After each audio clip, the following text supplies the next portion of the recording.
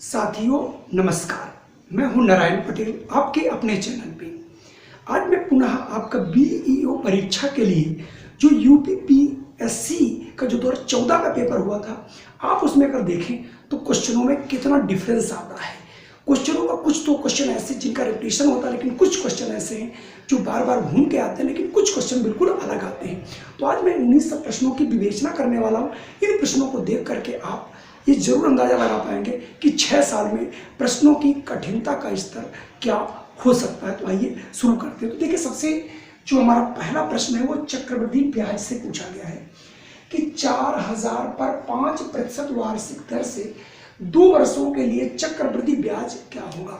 तो सबसे पहले आपको मालूम होना चाहिए, इसके लिए चक्रवृद्धि ब्याज के लिए कोई सूत्र अलग से नहीं होता। इसके लिए फार्मूला होता है A बराबर P 1 प्लस R अपॉन 100 की पावर N। मतलब कि यहाँ पर P प्रिंसिपल है, जितना रुपए हमने दिया है, R रेट है, N समय है। जब आप इसमें इसको रख देंगे तो क्या निकलेगा, A मतलब मिश्र धन, यानी N 2 साल के बाद कितना पैसा बनेगा, और उसमें से हम मूलधन को घटा के निकाल लेंगे ब्याज। तो सबसे पहले हम निकालते हैं मिश्र धन। तो आपने पैसा दिया है 4000, नोट कर लेंगे। 1 प्लस R है आपका यहाँ 5 रख लेंगे, पावर 2। अब आप क्या करेंगे, इसको काटना है तो काट लेंगे। 5 एकम 5, 5 दूनी 10, तो यह आ जाएगा 4000 इंटू 20 एकम 20 और 21 बटे 20 को होल स्क्वायर करना, तो इसको 2 बार लिखना पड़ेगा। तो इसे आप 2 बार लिख लीजिए। अब आप देखिए, 2 2 1 2 दूनी 4 एकम 4, कितना आसानी से आपने इसको 20 विषयम 441, उसको 10 से कर देंगे आप गुना, तो आ जाएगा 4410। तो आपने रुपए जो दिए थे उसको दिए थे केवल 4000, ये 4441 है। तो आपका यहाँ पर ब्याज, तो आपका ब्याज बराबर होता है मिश्र धन माइनस मूलधन।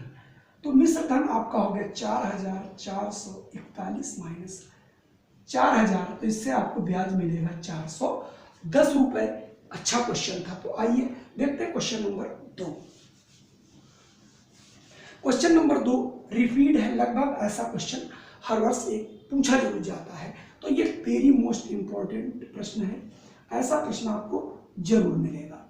किन्हीं 2 संख्याओं का योगफल, किन्हीं 2 संख्या, तो मान लेते हैं कोई हमारे पास 2 संख्या A और B है, उनका योगफल 11 तथा गुणनफल 18 है। A B मतलब दोनों गुणा कर दिया, 18 है।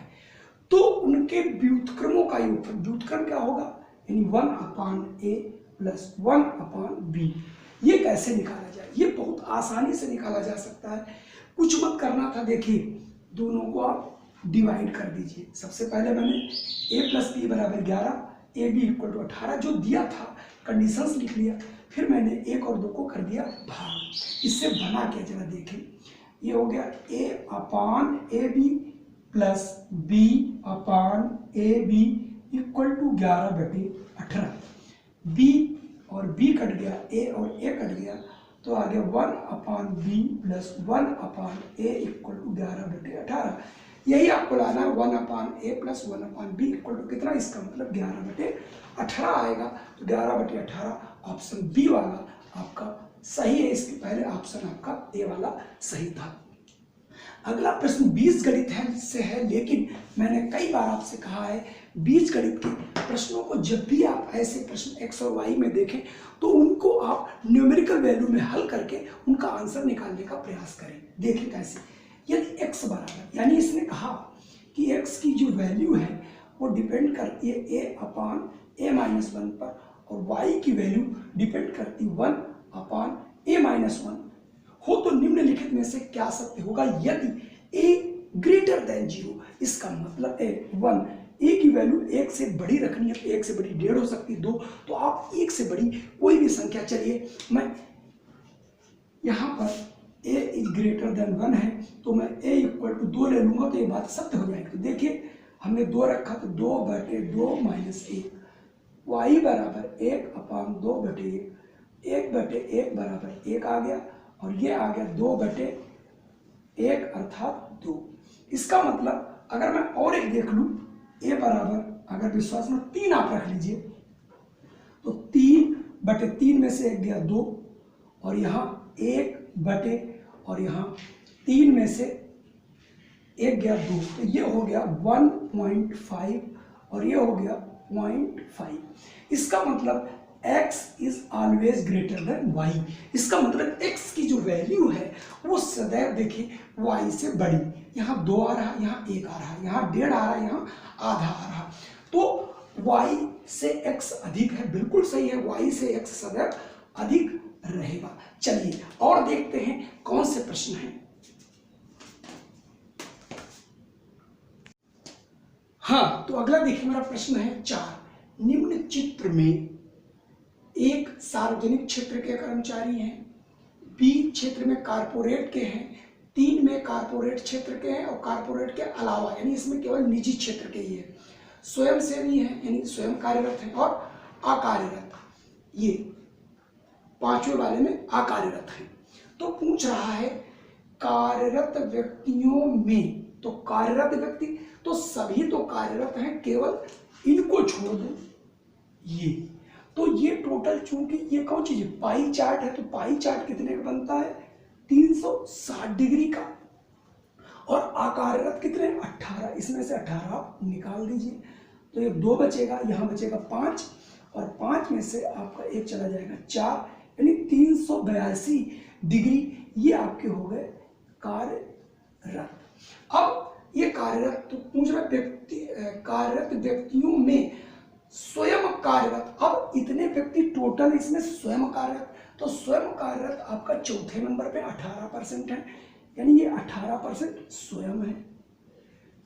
ये टोटल कार्यरत है और ये स्वयं है, तो करें स्वयं कार्यरतों का प्रतिशत क्या है, तो कितना आसान हो गया, तो क्या आप लिखेंगे, चूंकि बहुत आसान, यानी 360 जो है वो टोटल कर्मचारी थे, जिसमें से 18 अंश पे काम नहीं करते, 18 को मैंने निकाल दिया, 342 बचे, 342 ये कार्यरत हैं, उनमें भी 18 अंश जो मजदूर हैं वो स्वयं कार्यरत हैं। तो पूछ रहा था कार्यरत व्यक्तियों में से, इसमें से कार्यरत का प्रतिशत, तो हम लिख देंगे चूंकि 342 में कार्यरत हैं, स्वयं कार्यरत 18, तो अगर एक ही व्यक्ति होता तो ये 18/342, इसलिए अगर 100 में निकालना हो तो 100 से कर देंगे गुना।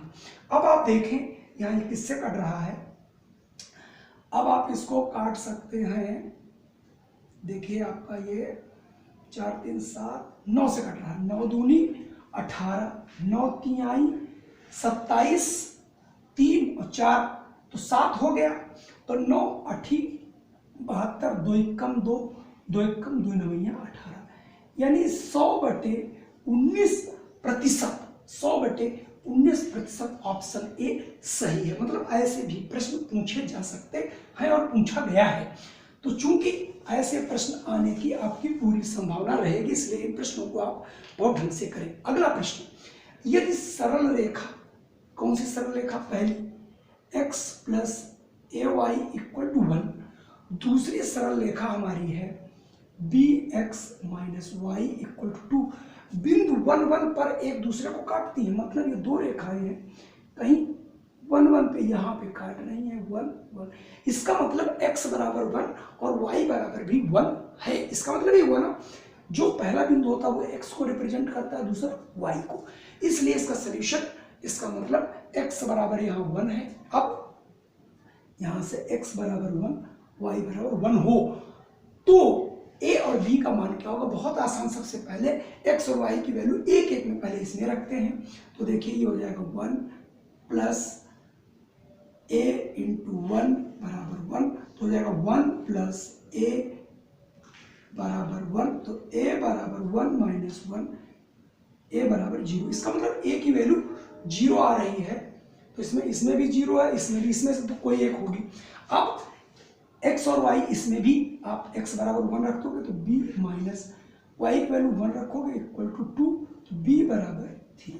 इसका मतलब a बराबर 1 और b बराबर 3, इसका मतलब 1 और सॉरी a बराबर 0 था, यानी 0 और 3 वैल्यू आनी चाहिए, 0 और 3 होगी।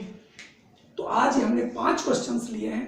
कल फिर मैं इनका दूसरा वीडियो बनेगा जिसमें आपको अगले 5 प्रश्न होंगे जिसको हम आपको विधिवत समझाएंगे। जय हिंद।